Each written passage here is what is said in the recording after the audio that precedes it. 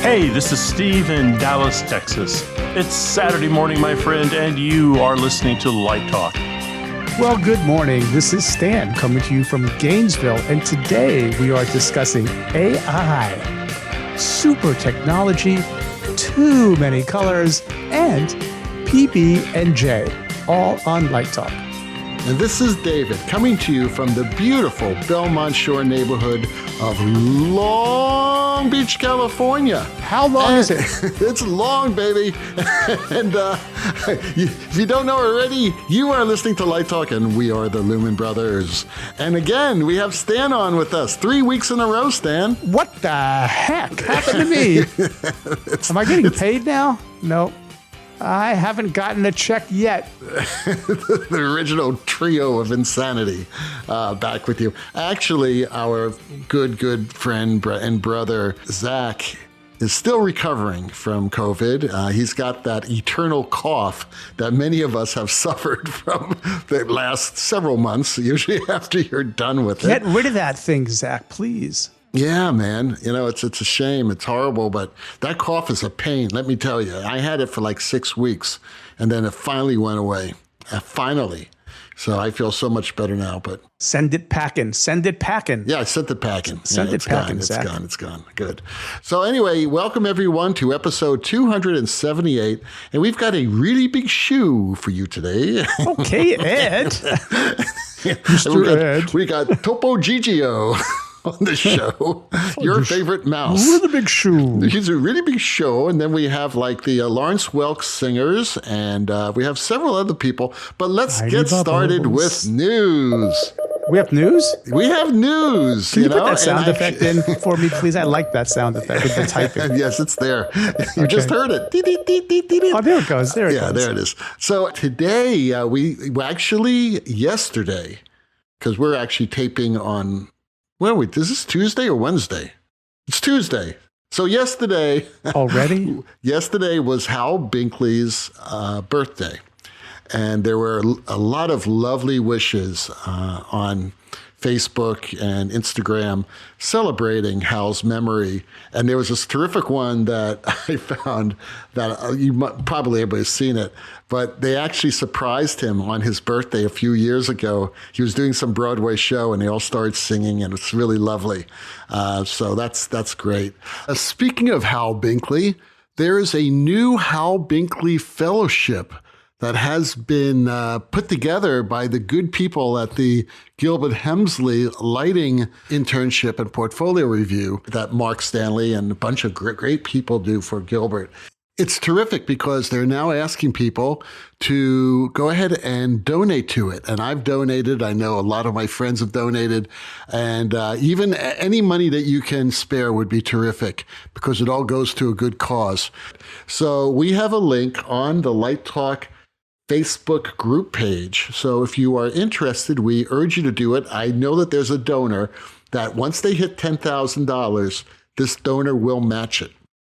So that's wonderful. That's a great thing. So please contribute if you can. What other news do we have in the lighting industry this week? I think that's it. We can make something up like we usually do. No, we never make anything up. I will have new news for you next week. So I'm teasing upcoming news. Ooh. Oh, okay. Did we? Wow, a tease. Yeah, okay. We have some, we have some new products in development, but we can't release them because we don't know if they're just prototypes and they might fail, in which case we wouldn't bring them to market. But in the event that the product succeeds, you may see some new Light Talk products. I mean, fail like the Titanic or the Hindenburg, or fail like a souffle? What kind of failure are we talking about? No. When we fail, we go down in flames, to go baby. Big. Either it succeeds or it really flops. We go big. And we don't know. We're entrepreneurial, and so you have to, most entrepreneurial ventures fail. This one, I thought it was going to be dead after 3 weeks, and look what happened. Now I'm back 6 years later. Anyway, let's get started with the show. Steve has our first question. Yes, it comes from Rose in South Carolina. And she says, can you discuss tech that is changing way too fast, and what that means for schools and design programs. So all of a sudden you buy something on Monday and next Thursday you go, why did I buy that? Why didn't I wait? I think schools are trying to decide what to buy and if they should buy anything, or if in 6 months there's going to be a new LED or a new moving light or a new console. I think it's difficult for students and teachers. What do I teach? What do I learn? What skills do I need? Is this program with us or not going to be with us? What's next in line? So everyone, I think schools are trying to figure out how to be on the cutting edge with limited budgets. And I think students are desperate to figure out if there's going to be a place for them in the job market in 3 years, or if what they're doing is not going to be relevant in 3 years. I think in regards to design, and we've talked about this a little bit, I think the design principles don't change. But I think technology changes really fast. So, a few years ago, if you could run an ETC console, then you had it made. That's all you needed to know. It'd been around forever. It was the standard of the industry. It still is a very strong console. But all of a sudden, there are 3 or 4 consoles out there now that are challenging that dominance in the market. And who knows? Who knows what's being developed? What do you guys think? Should Rose be worried about what she's learning in regards to tech? Wow, boy, it's a tough one. Yeah, I think you want to have a mentality where the plasticity of your brain to be able to adapt to changes in technology is sort of important. I've seen people who literally, let me use a terrible example. There are still people who have flip phones. Oh, really? I beg your pardon? Yes, there are people who, a friend of mine, I'm not going to mention names. But his initials are? No, not going to do that. But, has a flip phone and just refuses to update to any kind of other type of phone. I'll give 2 examples. And they had an experience, let's just say, that was negative, and they feel like they can't adapt, and therefore they decided to stop. I think that's bad. And then I know someone else in my family who never embraced or was in a situation, listening not through no fault of their own, to actually start using technology, particularly what we say information technology, phones, computers, whatnot, and now is trying to catch up after 8-10 years of not engaging. And that's such a steep climb that they can't do it, even though they want to. And they blame the device. And the device is stupid. It's not the device, it's you. You haven't built up the prerequisite basics to kind of deal with that. So you can fall behind quickly. So I think to Rose, I think you do, if you stop, rust never sleeps. And with technology, I think you don't have to be an expert in everything, but you can't just say, I'm not going to learn anything new anymore, or you will get buried by the wave. That's my take. Whenever you're working in a high technology industry like lighting, you have to stay current and you have to learn as much technology as possible. And it is kind of daunting in our industry because it does not stay the same. It's constantly moving. It's an artistic industry. Therefore, artists are always going to be asking for more power, more colors, which we're going to talk about in a few minutes, more power as far as versatility of programming, smaller fixtures. They're going to be asking for all that crazy stuff. And new technology is going to be, supporting that. So we got to learn that, it's like black tracks. That's kind of changed a lot, right? And we need to know that so we can so that we become better designers. And also for people who are in education, we can expose our students to it and we could tell our students about it and they could learn it. So all that is really super, super important. In regards to what David was saying about staying up, I think the real challenge is, even if you are predisposed to learning technology, there's just so many right now that you have to sort of choose make a guess as to which one's going to survive and be around in 5 years and which one isn't. And since you mentioned Black Tracks, I hitched my wagon to Cast software years ago, and people say, "Oh, that one, now you got to move." And they managed to stay relevant, and now they are Black Tracks. And so you got to have to pick, because I think the brain's only so big. So you have to make some good hunches about which ones to stay with and which ones are a flash in the pan. Well, it's like playing the stock market. You know what I mean? I mean, you get this new company that has this great product, and you're thinking, wow, I'm going to throw $100,000 into that company. And then all of a sudden, the technology doesn't hold. Since you took it over to stocks, it's like when you read up on that, like, remember Atari? Oh, I loved Atari. So Atari was Atari. Could have been the Mac. So if there might have been a dozen great computer companies at that time. Yeah, Commodore. Commodore, and you pick one, and you hope you don't really know if you're a venture capitalist. Maybe you put chips on all of them because you really don't know which one's going to be the winner in that space. And so the same thing here. It's like I would just say be thoughtful and use your intuition and do your best research as to which things you're going to give your time to stay with. And right about Black Tracks, we're going to have it here this fall. I won't be around. I'll be on sabbatical, but we'll be using Black Tracks for our follow spots for our fall musical so that the students get the exposure. Of course. As David said. Yeah. It's great. But who knows? Maybe Black Tracks will be replaced by somebody else. We don't know the future. So Jeremy from Belfast writes, when I am working on the color palette of my show, how do I start? There are millions of colors, and it all gets jumbled in my brain. Sometimes I just want to cry. Don't cry, Jeremy. Been there, Jeremy. I cry all the time when I'm like these shows. People say, "What's wrong with him?" He goes, "Oh no, he's just trying to decide between a lavender and a green blue." So he's just crying over color. All right. Okay, so here's the problem. And actually, we were talking about this last week with Beverly Emmons. And for those who haven't heard that interview, please listen to it. That was episode 277.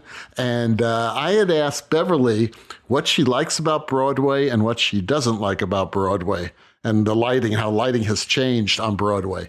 And she said, too many colors. And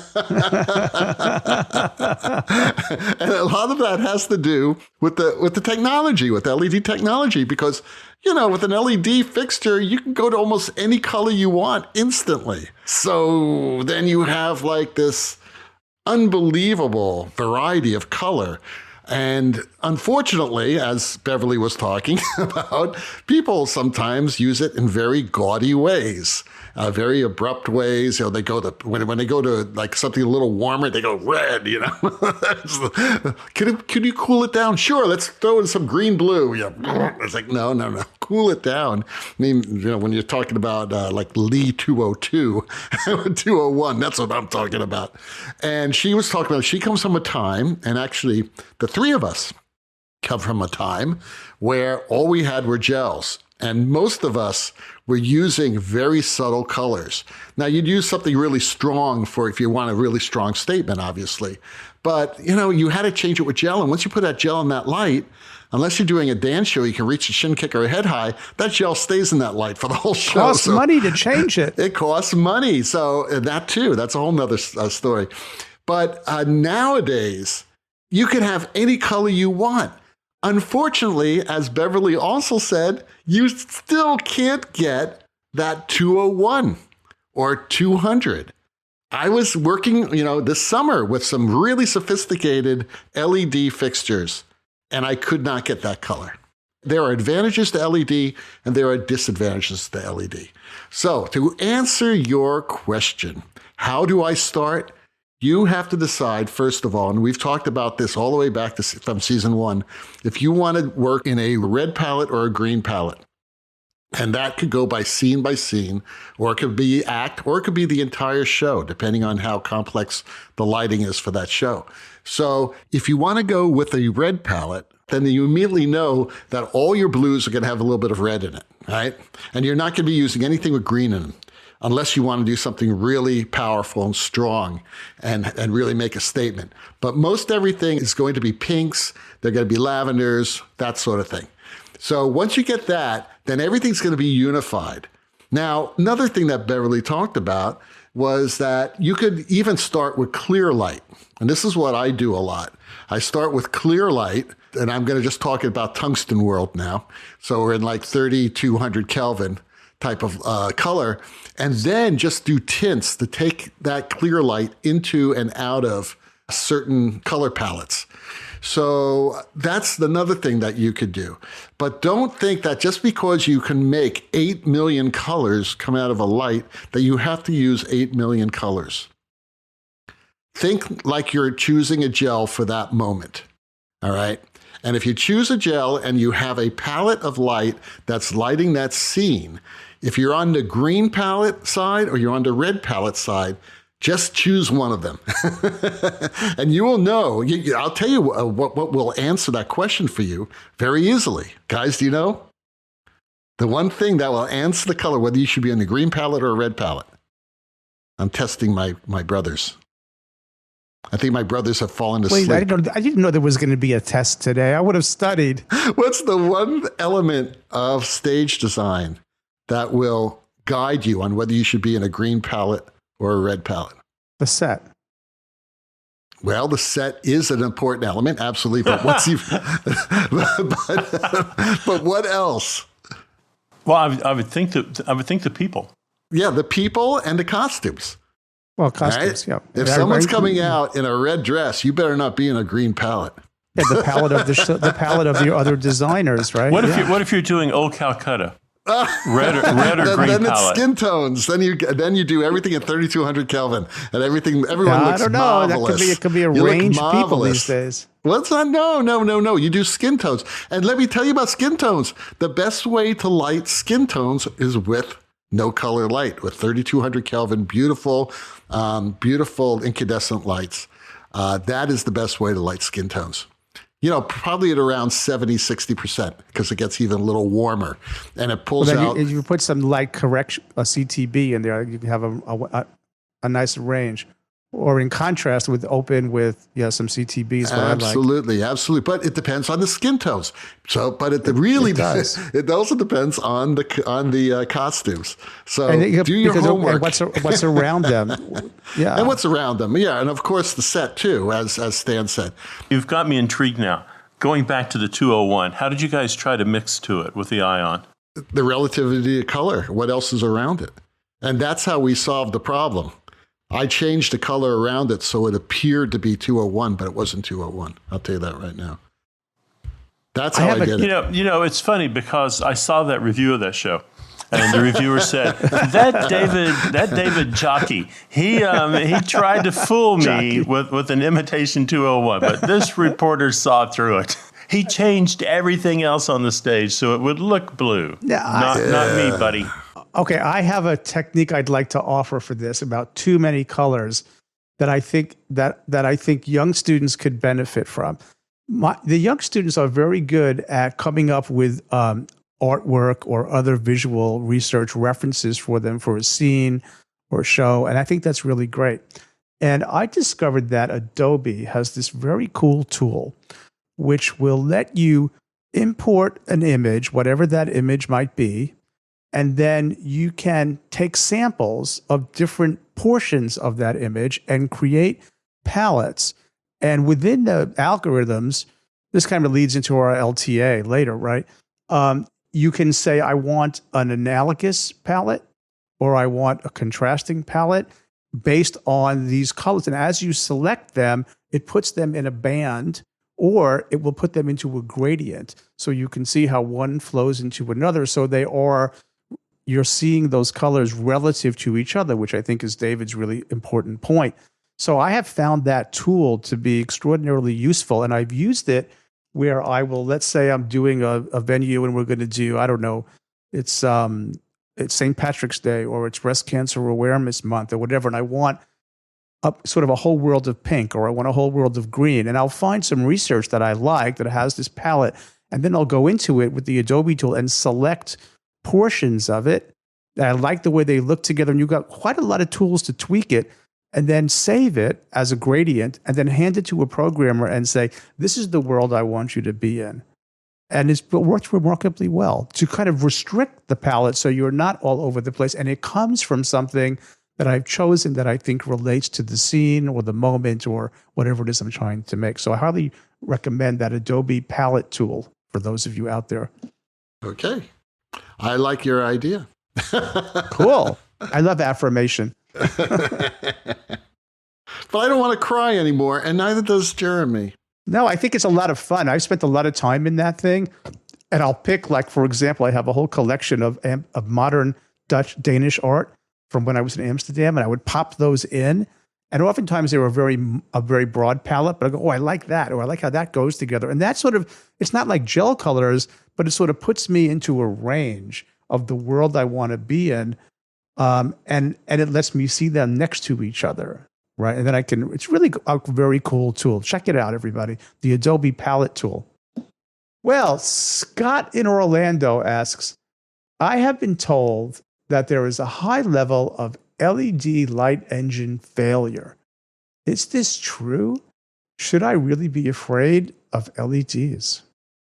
I'm scared to death of LEDs. I just told you a story why I couldn't get 201. Yeah, he couldn't get 201 for the life of him. But Steve had the solution. So, wow. I've not seen any data or in any of the trade publications. I would think that would be big news and that the Lumen Brothers would have heard about it, that there is an excessive amount of, I know about LED degradation across time, LM30, I think, or LM something. There's an IES document that actually shows you. And I do think the 50,000 hour thing is a laboratory number, not a real world number. So you're going to see LEDs diminish over time. That's different than failure, right? And of course, sometimes you're going to have manufacturing defects. That's going to happen. And manufacturers should stand behind 2 years. I think you can get 2 years of defect. And I think the good manufacturers are giving 5 to 6 years on LED lifespan. And 5 years is 50,000 hours. If you run it 24 hours a day, 7 days a week, in architecture, you might have that. We don't have that in entertainment, generally speaking. I've got fixtures on a building that we put in 8 years ago. It's a Philips fixture using a white LED. They've been on 12 hours a day for 8 years. We've had one fail out of about 30 fixtures. That's my own personal experience. So I haven't heard that that's a big issue yet, but maybe you guys have heard something different. I don't know. I heard a rumor about this, and I will not honor it with repeating it. Well, rumors are one thing. Sometimes they come from truth, and I'm products are going to have failures. There's going to be manufacturing. That's going to happen in any mass-produced item. The question is, do we have a systemic, or it's sort of like the CFL. The CFL was just a bad light source. It shouldn't have been promoted. It was a mistake of our industry, right? I thought you were talking about the Canadian Football League. No, the compact fluorescent. That was the Department of Energy should not have promoted that piece of junk, right? But there is a difference in quality of LED manufacturing. There's going to be quality control issues. All of that's going to be real. But the notion that somebody should be afraid that this is sort of a flawed technology, I'm not sure I'm seeing data on that or have heard anything like that. I would just suggest that you go with a very reputable company. Sure, absolutely. If you're going to make a decision, find a company like ETC that actually guarantees its LED performance. For how many hours now is it, Stan? I think I just was on the phone with them today on this particular question, and so they're going to give you 5 to 6 years. And if you have a premature light engine failure, this was from the mouth, right, of an ETC from the mouth of ETC, trustworthy. You will have a replacement light engine in 24 hours in your hands. They do not want bad publicity, right? So the notion that I think before companies start to change over to a different kind of technology, they're not going to make that decision lightly. And so I think they're going to, you're going to back that unless all of a sudden, oh my God, we've made a catastrophic failure for the entire industry. This is now we have to roll back everything to tungsten. I think we did it slowly over the last 5 to 10 years in both architecture and stage. So to be kind of propagating that this is somehow something you should be afraid of and we should not be using, I'm not getting that level of dramatic concern. That I haven't seen that yet. So for Scott, I would say, give me a call. Let's talk about it. I'm doing my due diligence because it's concerning me, because we specify a lot of LEDs in both theater and architecture, and we would not want to be doing that because we would be certainly liable for making some pretty big errors there. But I'm sure when you spec out these fixtures, Stan, you are specing them out from really good companies that you trust. Oh, well, yeah, because it's going to come back on us. No, we don't want to do that. And if it's a 10% or a 15% premium, if the project is got a really, really tight budget, I would rather reduce the number of fixtures than go to an inferior product that's going to, from a country that maybe doesn't have the kind of quality control. Or that's not to say that companies in countries that some companies have better quality control than others. It's just like food. It's like what you consume. There is a difference in quality.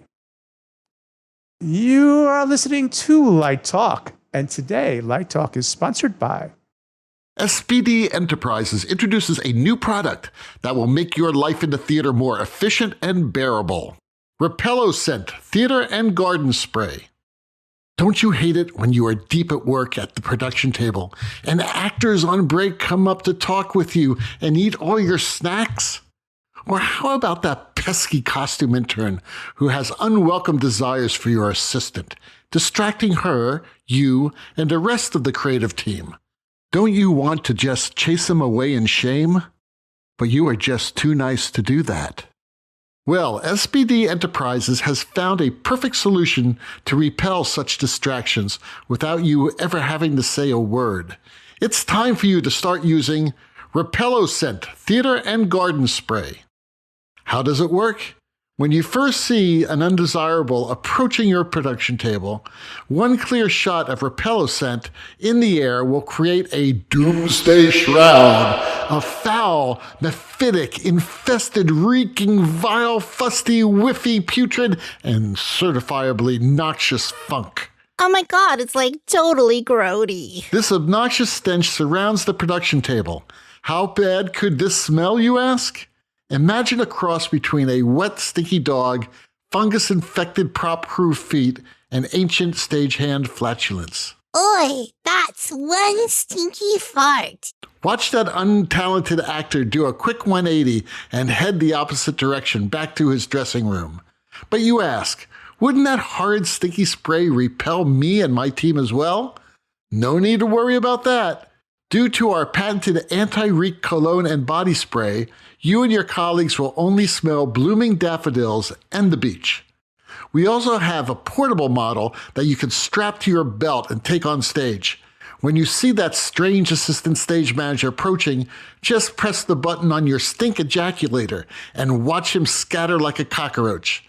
And speaking of cockroaches, Repel Scent will also kill those pesky flying roaches.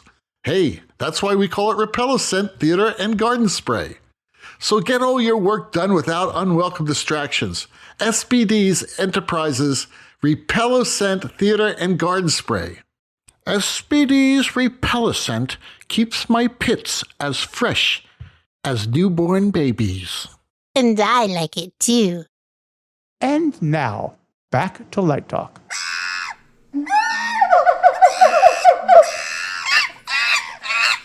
Well, the sounds of those rabid monkeys means that once again it's time for Let's Talk About.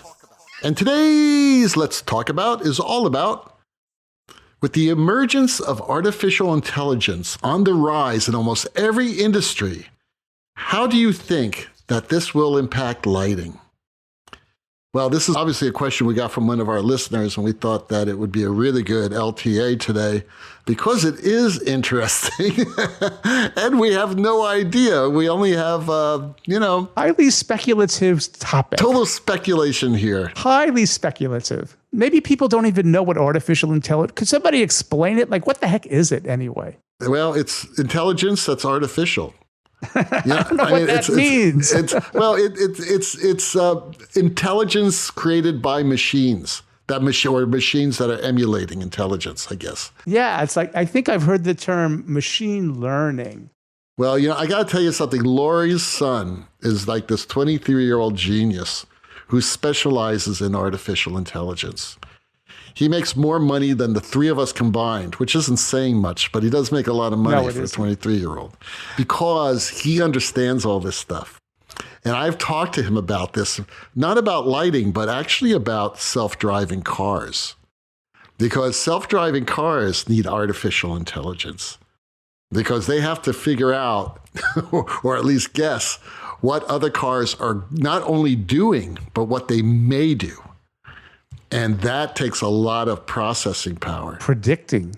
Absolutely. They got to predict predict human nature. That didn't work out in nature. 2008, boy, when they said they could predict risk. That didn't work out so well. No, that didn't work out very well. And they were using machines to do that. Yeah, well, then we have 2001: A Space Odyssey with the HAL 2000. And he could sing Daisy, Daisy. That was something. What is it? Mary had a little lamb. No, Daisy. No, that's Daisy. Mary Had a Little Lamb. Yeah, that's Daisy, Daisy. Give me your answer. What does Hal say in the crazy, movie? all for the love of you. It won't be a stylish marriage. I can't afford a carriage, but you'll look sweet upon the seat of a bicycle built for two. The key phrase there being half crazy. So listen to this. Okay, so it's flavor one of AI, deep learning. This branch of AI tries to closely mimic the human mind, probably David's. Natural. That's a mistake right there. Okay, NLP, natural language processing.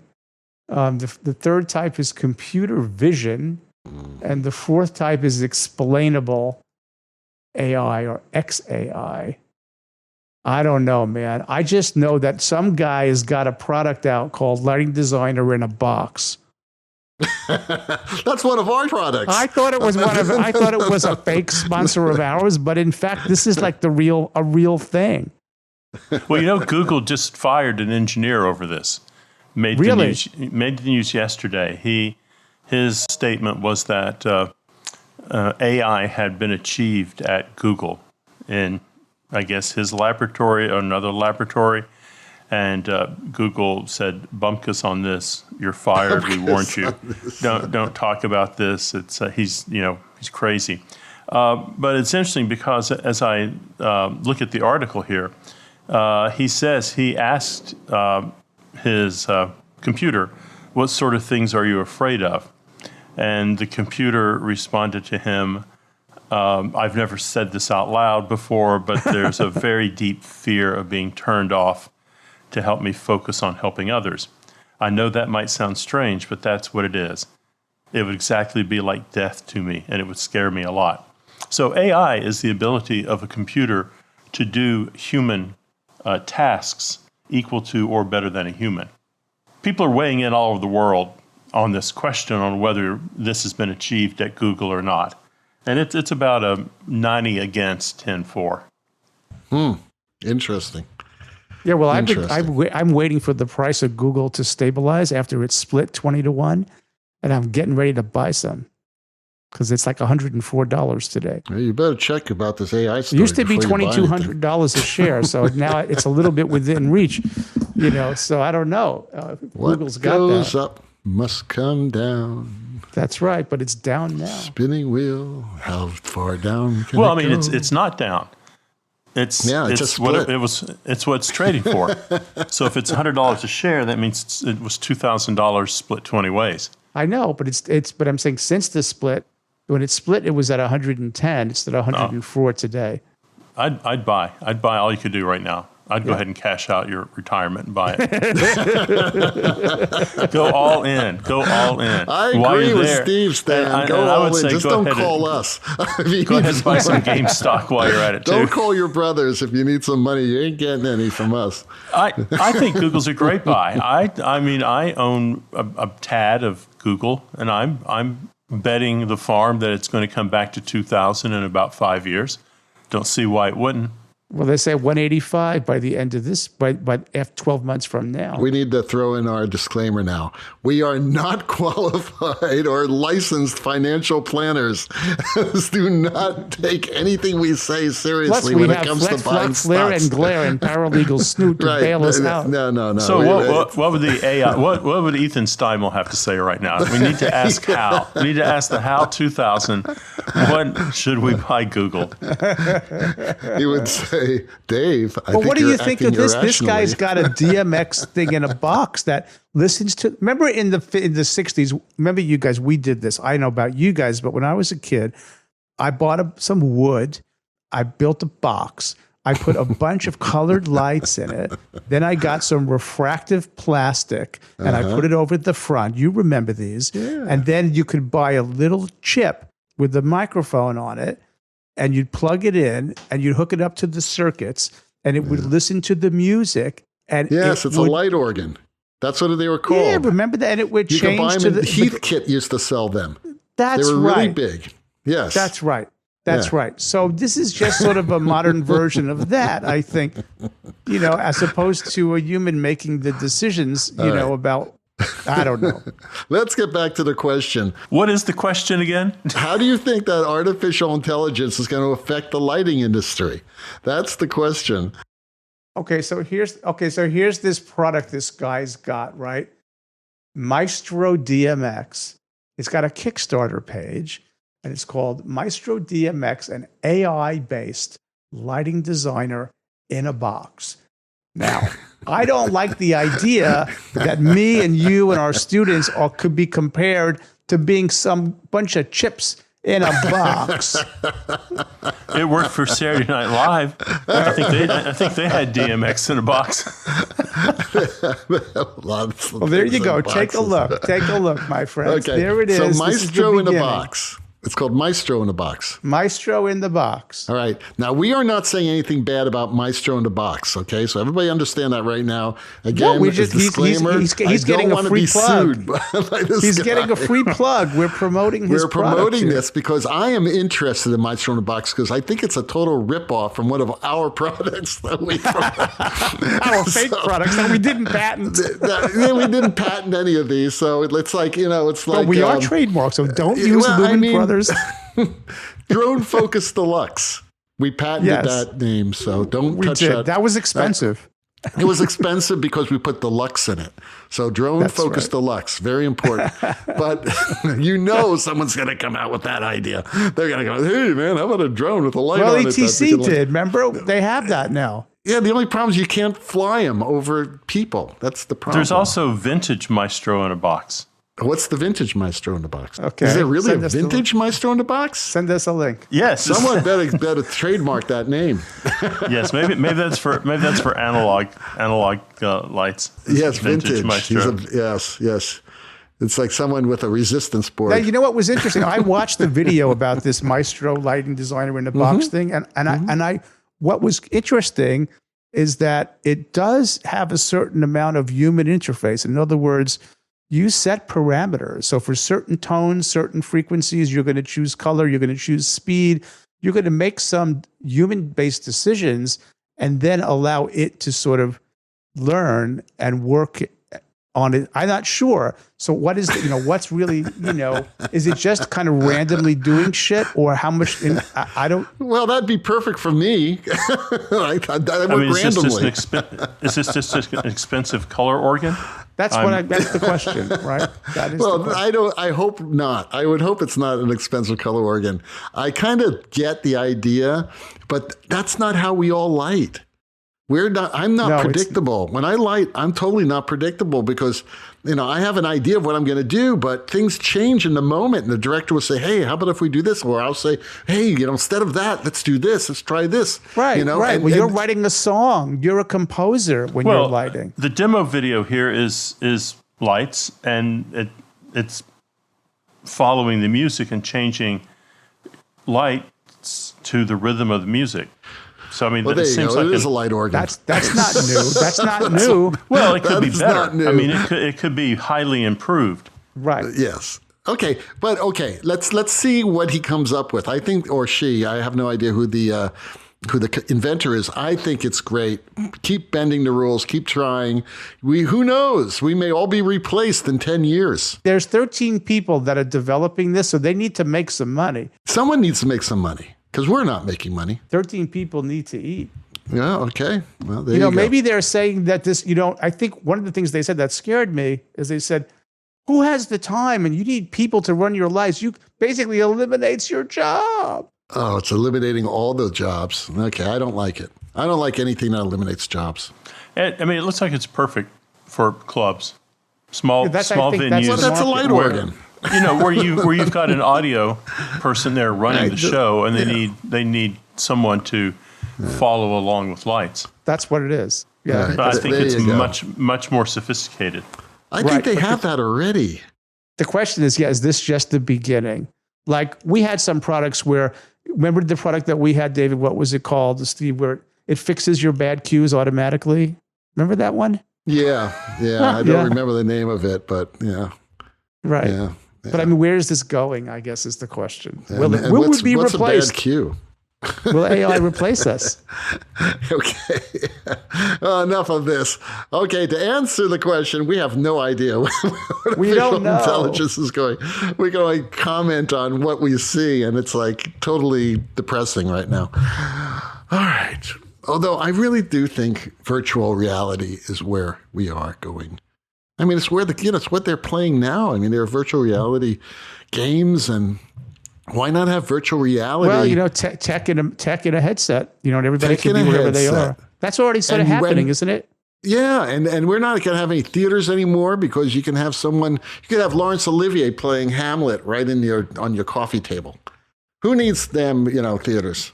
You see him in 3D, and you're part of the show. That would be cool. I bet he would be good. I bet he would be good in Spinal Tap too. Lawrence playing what role? Except what role he's is dead. Lawrence playing?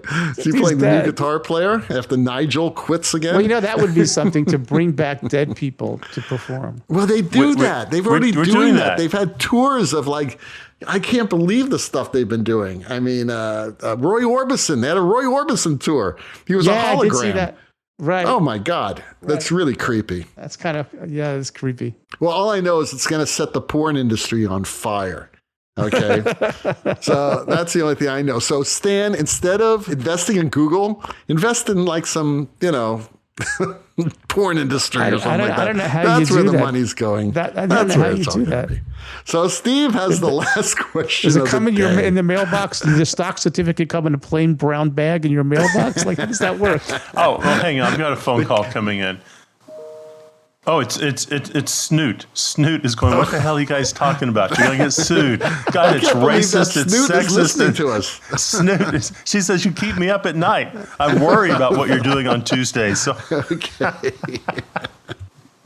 Oh, Snoot, I'll call you later. Steve, what's the last question? Get us out of this. It is Josh. Josh in Montana writes, when I was but a boy, Bill Sapsis suggested a peanut butter and jelly sandwich should be eaten jelly up. That is to say, jelly on the bottom of the sandwich.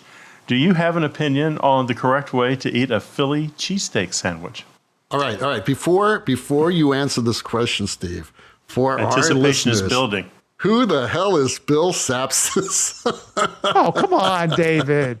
No, not everyone knows who Bill Sapsis is. Uncle Bill. Everybody knows Uncle Bill. Who's Uncle Bill? I don't even know. I've never heard of Bill Sapsis. Steve, take it away. You're kidding. No. Come on, you're pulling a leg. I know. No, I watched Red Skelton. No. Go I ahead, watched Hugh Stan. Downs. Oh, Bill Sapsis is the king, the most entertaining and knowledgeable rigging guy in our industry. Oh, I thought you were talking about an entertainer. Well, he he's is an that too. entertainer. Oh, he's an entertainer. I know all who right. Bill Sapsis is. course Okay, you now do. I know what you're talking about. Go. Of course you do. He did a survey once. He just decided he had to have the answer on peanut butter and jelly sandwiches, jelly up or jelly down. And it was controversial. People felt passionately about this. So, in other words, and I have a question, a detailed question. So, when you're making it, you put the jelly down first, and then the peanut butter.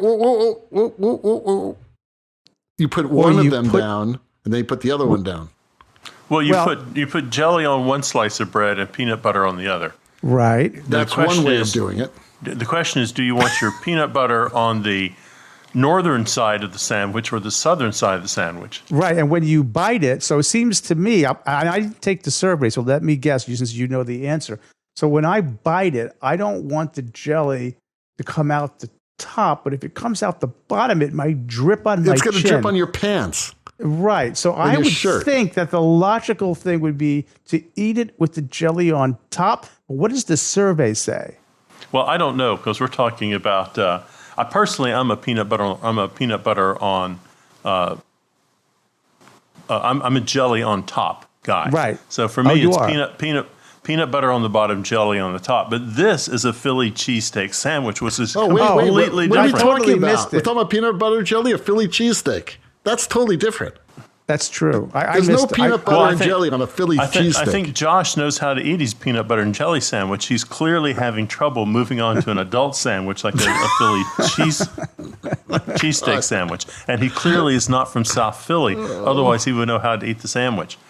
And if you didn't know who Bill Sapsis is, maybe you don't know what a Philly cheesesteak sandwich is either. I know what a Philly cheesesteak is. Don't tell me I don't know. I know what a Philly cheesesteak is. Let's throw that gauntlet down. How do you eat your Philly cheesecake sandwich? Oh, well, usually how it's made, I never complain. First of all, I'm not one of those people that you order a Philly cheesesteak, they deliver it to your table, and I open it up and say, I'm sorry, those onions are in the wrong spot. There's no onions on it. It should be just simple roast beef and some cheese whiz. That's right. No, onions already are in problem. I put sriracha sauce and ketchup out on the it. sides and make a big mess. No anyway, onions. I would not say the meat is in the wrong place. I'm not doing that. But that being said, I don't know. I've eaten Philly cheesesteaks with meat and cheese on different places. I know how to answer this. I'm just from a little bit north of Philadelphia. How do you eat your sandwich? The Philly cheesesteak sandwich, when they make it, they put the meat on one side of the hoagie, okay? Hoagie. And then that's what they call it. That's right. Right? And then they sprinkle the mozzarella or whatever cheese it is on the meat. Cheese whiz. It could be cheese whiz, could be, which is very drippy. Then they put the top piece on. Then they toast it so it's crunchy. So the tops of the outside of the bread is crunchy. And then, of course, you want to eat it carefully with the cheese on top. But you can't. If you flip it over, it's a mess. It's a mess. It's coming all over your lap because pieces of the meat are going to come out. I had a pro teach me how to eat the sandwich. All right. The first mistake is you shouldn't be sitting down. That is your first mistake. No, you got to be moving. You go up to the bar, you order your sandwich, they deliver it to you. It is on a plate in front of you. You assume the position, which means you spread your legs, you throw your butt back, and you have your tummy tucked in, so your chest is in front of your tummy by that makes sense. 14 inches or so. So when you bite into it, instead of it falling down your shirt, it just falls down to the floor. Or to your crotch. No, you have to have a pretty big crotch. But your crotch is back behind you by a couple feet. You're reaching out. You're pushing your neck forward. Your neck is forward. I can't do that anymore. Pretend a policeman has slammed you against the car and they're frisking you. That's the position you want to be in. All right. That must have happened all the time in Miami when you were down there. It did happen to me quite a few times when I was much younger. I don't want to get into that. Now I'm hungry for a Philly cheesesteak sandwich. I think that the answer is in the Reese's peanut butter cup. You surround it. You surround the peanut butter with chocolate. We're back to the PB&J now? Well, no, it works for the Philly cheese too. Because you surround it. I think Steve's point is about your position of your attack on the sandwich. No. But you see, if you put the cheese whiz around the bun, that's less cheese whiz. So you're not going to coagulate the cheese whiz, which is going to drip out. Oh, so you're saying you can use the same amount of cheese whiz, but you spread it around. Let's take this back to lighting for a second. You're in New York. You're doing your first Broadway show, and the electrician says, "Hey, let's go get a slice." When you get your pizza, do you simply eat it as a slice of pizza or do you fold it over and eat it? Now, I eat it as a slice. If you're in New York, you better eat it as a slice. Let the New Yorker answer this one. I'm a New Yorker, too. So let me answer it first, and you answer it. And what's more important is that you have some garlic knots with that pizza. Garlic knots are like a Pizza Hut thing. No. Okay, so are you out of your mind? Garlic knots are in any great New York pizzeria. So you've got pizzerias. That's where they're all. I agree with Stan. They're just sitting there. No one's bought them. I bought them. That's delicious. The problem. Miami guy buys the knots. Yeah, it comes up from Florida and buys his so garlic knots. Let me give you the ex-New Yorker kind of take. First of all, in Brooklyn, the big Nepali pizza, not the Sicilian, the triangles, not the squares. Okay, there's only two kinds in Brooklyn: triangles and squares, Neapolitan and Sicilian. Let's say the round kind. The pie is going to be large. There's going to be 8 slices per pie. They're going to cut it with the round thing. Okay, it's going to be thin. They're going to put the slice on a piece of wax paper. They're going to slide it to you on either a paper plate or right on the counter. You pick it up. You put your thumb and your pinky at either end of that slice. You put your middle finger down in the center of it, and then you fold it forward. Then you hold it out, and you put the pointed end of the slice towards your mouth. You slowly curl down the point, okay, of the wax paper, so about an inch or two of that point of the slice is hanging out in midair. Sometimes it's going to start to droop, and the art is you're going to swing that first bite onto your tongue and take that first bite, and you continue eating that sucker with your hand, fold it over on the wax paper. But the first bite is the pièce de résistance, and any New Yorker knows what I'm talking about. He throws the gauntlet down. I got Snoot on the phone again. She's concerned. What does she say? Yeah, what does She's just Snoot blushing. say? She's just blushing. Oh, she's blushing. I don't know. I don't always agree with Stan, but I think he's got a point here. That's how, right. I learned to eat New York pizza. All right. It's an art form, and everybody who really knows New York pizza, and obviously my good friend from Texas, who I don't always agree with, has got it right. All right. I disagree, but that's all right. It wouldn't be the first time, so don't be the last. Oh. All right. Well, listen. We love you anyway. Let's end this show. We've run out of things to say this week. Well, the rocking sounds of the Luminoids tells us that once again you've spent another morning and probably into the afternoon, judging on how long this damn show's taking, listening to Light Talk.